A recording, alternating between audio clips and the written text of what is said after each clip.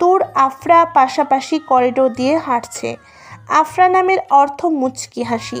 নামের মতোই সব সময় ঠোঁটের মুচকি হাসি খেলা করে আফরার।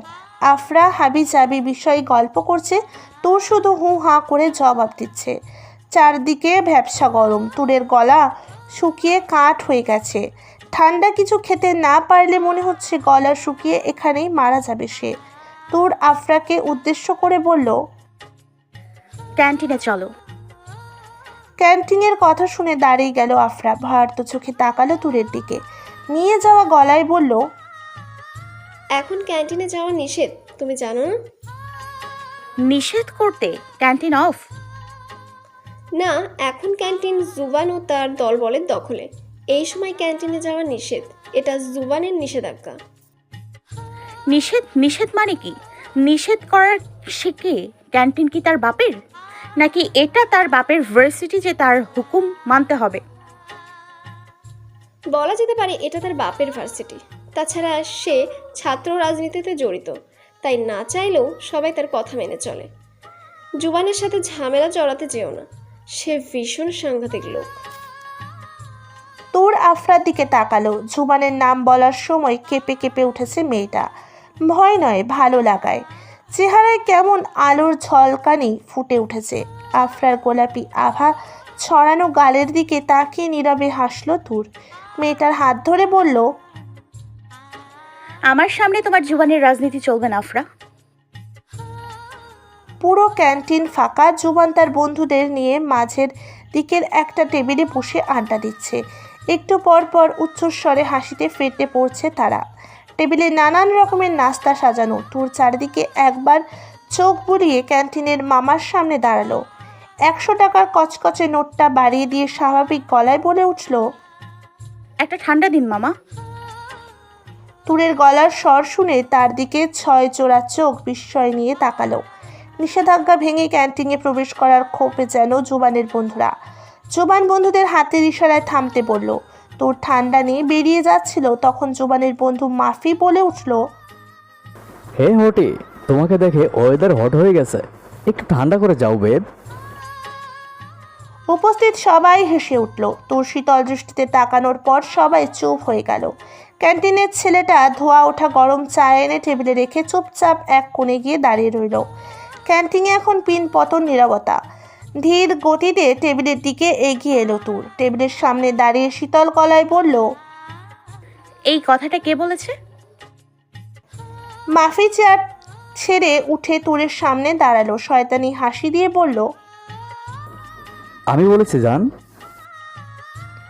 মাফির সাথে সাথে সবাই হেসে উঠল। তুরকে নীরব থাকতে দেখে সাহস পেল মাফি। তুরের খুব কাছাকাছি এসে কোমরের দিকে তাকিয়ে বলল, ফিগারটা তো জোর বানিয়েছো বেবি। কথাটা শেষ করেই আলতো হাতে তুরের কোমর ছুঁয়ে দিল মাফি। তুর তড়িৎ গতিতে মাফির হাত চেপে ধরল, গরম চায়ের কাপে ডুবিয়ে দিল তৎক্ষণাৎ। মাফি চিৎকার করে উঠল। তুর টেবিলে থাকা আরেকটা কাপ তুলে নিল, সেটা নিয়ে মাফির মুখে ছুঁড়ে মারল। যন্ত্রণায় চিৎকার করতে থাকলো সে। হাত ছাড়াতে চেয়েও পারল না। ঘটনার আকস্মিকতায় হতভম্ব হয়ে গেল সবাই। তুর যে এমন কিছু করবে তা ভাবতেও পারেনি কেউ। জুবান চেয়ার ছেড়ে উঠে দাঁড়ালো। তুরের সামনে এসে দাঁড়াতেই তুর মাফিকে ধাক্কা দিয়ে সরিয়ে জুবানের দিকে এগিয়ে এলো। জুবানের কলার চেপে ধরে আঙুল তুলে শাসিয়ে বলল, আপনার বন্ধুদের সামলান জুবান। মেয়েদের সম্মান দেয়া যদি পরিবার না শেখায় তাহলে আমার কাছে শিখবেন, তাহলে আমার কাছে আসবেন, আমি খুব ভালো করেই শিখিয়ে দিব। আর আপনাকে লাস্ট ওয়ার্নিং, আপনি আর আপনার বন্ধুরা শুধু শুধু আমার সাথে লাগতে আসবেন না। তোর জোবানের কলার ছেড়ে হন হন করে বেরিয়ে গেল। আফরা এতক্ষণ শ্বাস বন্ধ করে সবটা দেখছিল। সেও দৌড়ে তুরের পিছন পিছন বেরিয়ে গেল। জোবান তুরের যাওয়ার দিকে তাকিয়ে থেকে মুচকি হাসলো। তার কাঁচা মরিচের রসগোল্লায় বেশ ভালোই ঝাঁজ আছে। মেয়েটার প্রতি বারবার ইমপ্রেস হচ্ছে জোবান। জোবানকে চুপ করে দাঁড়িয়ে থাকতে দেখে চিৎকার করে উঠল মাফি, তুই ওই মেয়েটাকে যেতে দিলি কেন জোবান? ওকে কিছু বললি না কেন? তোকে দেখে আমি অবাক হচ্ছি। তোর সামনে ওই মেয়েটা আমার উপর অ্যাটাক করলো আর তুই বসে বসে মজা দেখলি।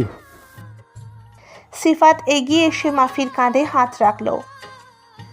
স্যার তো মাফি জুবিন ওই মেয়েকে কিছুই বলবে না। আগের দিন আমার হাত মুচড়ে দিয়েছিল মেয়েটা, তখনও জুবান কিছু বলেনি। আমার কি মনে হয় জানিস, আমার মনে হয় জুবান মেয়েটার প্রেমে পড়েছে। মাফি তাচ্ছিল্য করে বলল, ও আবার কারো প্রেমে পড়েছে? হাসালি আমায়। ওর প্রেম ওই বেড পর্যন্তই, একবার বেড়ে নিতে পারলেই সুরে ফেলে দিবে দেখিস। মাফির কথা একটুও রাগ হলো না জুবানের। সে গা দুলিয়ে হাসলো, মাথার সিল্কি চুলে আঙুল চালিয়ে বলল, আমি কাউকে ফোর্স করি না, ওরা নিজ ইচ্ছাই এই জুবান ইমজাতের বেডে আসে। এক রাতের জন্য জুবানকে কাছে পেতে কত কি করে ওরা, সেটা তো তোরা জানিস।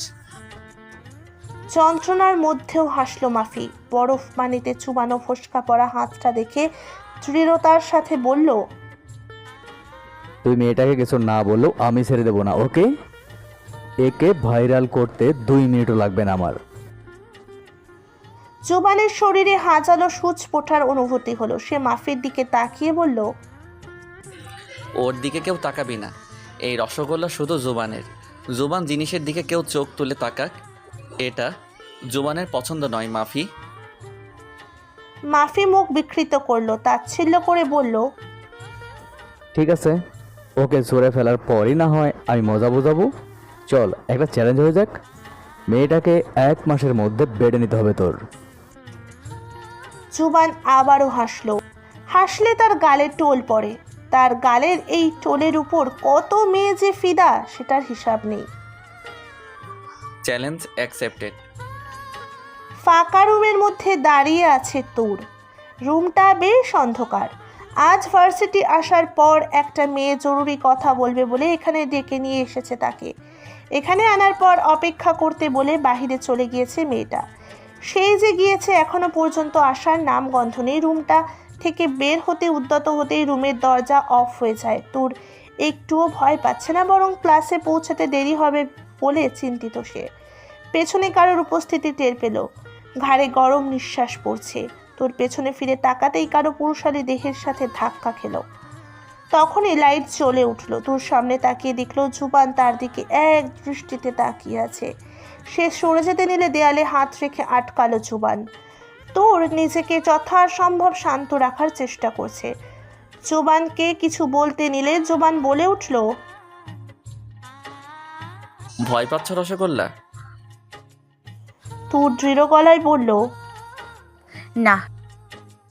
তোমার কাছ থেকে এই উত্তরটাই আশা করেছিলাম। যে মেয়ে ভার্সিটিতে আসার পর থেকেই সিনিয়রদের গায়ে হাত তুলছে, সে মেয়ের জন্য ভয় একটা হাস্যকর বস্তু। সরে দাঁড়ান জুবান, ছলনা করে এখানে ডেকেছেন কেন? আপনাকে তো বলেছিলাম আমার কাছ থেকে দূরে থাকতে, তাহলে বারবার কেন এমন করছেন? সবসময় এত দূর দূর করো কেন বলো তো? নাকি আমার প্রেমে পড়ে যাবে বলে ভয় পাও? জুবান কৌতুক করে হাসলো। তোর তীক্ষ্ণ দৃষ্টিতে তাকালো জুবানের দিকে, ফিসফিস করে বলল, আপনাকে দূরে থাকতে বলি কারণ আমি খারাপ লোকদের অপছন্দ করি, ঘৃণা করি তাদের। খারাপ লোকদের দেখলেই আমার হাত নিষ্পিস করে, ইচ্ছে করে খুন করে ফেলি। জুবান আহত চোখে তাকালো। আমাকে তোমার খারাপ লোক মনে হয় রসগোল্লা? ঘৃণা করো আমায়? কি রসগোল্লা রসগোল্লা করছেন? আমাকে এইসব উদ্ভট নামে ডাকা বন্ধ করুন। হুট করে জুবান রেগে গেল। দেয়ালে একটা ঘুষি মেরে বলল, আমার বন্ধুদের গায়ে হাত তুলেছ, তার শাস্তি পাওয়ার জন্য প্রস্তুত হও। আজ এই মুহূর্ত থেকে তোমার শাস্তি স্টার্ট। সিরিয়াসলি জুবান, কোন দেশের রাজা আপনি যে আপনার হুকুম মানতে হবে? আমি আপনার শাস্তি মানতে বাধ্য নই। জুবান তার বিখ্যাত গা জ্বালালো হাসিটা হাসলো। রাগে তুরের মুখ লাল হয়ে গেছে। সে জুবানকে ধাক্কা দিয়ে দূরে সরাতে চেষ্টা করলো, তবে জুবান নিজের জায়গা থেকে এক চুলও নড়ল না। তুরের নরম হাতের ধাক্কা জুবানের কাছে আরামদায়ক মাসাজের মতন লাগলো। জুবান দেয়াল থেকে হাত সরিয়ে তুরকে মুক্ত করলো। অন্যদিকে তাকিয়ে ঠোঁট চেপে হাসলো সে। তুর ছাড়া পেয়ে এক ছুট লাগালো, তবে বেশি দূর যেতে পারল না। আবারও জুবানের বাহু বন্ধনে আবদ্ধ হলো। জুবান তুরের মাথার পাশ দিয়ে দেয়ালে হাত রেখে ঘোর লাগা দৃষ্টিতে তাকিয়ে রয়েছে তার রসগোল্লার মতো নরম তুলতুলে গালের দিকে। তুর নিজেকে শান্ত করার চেষ্টা করছে। কেমন হাঁসফাঁস লাগছে তার। দেখুন। দেখাও, আমি তো দেখার জন্যই দাঁড়িয়ে আছি।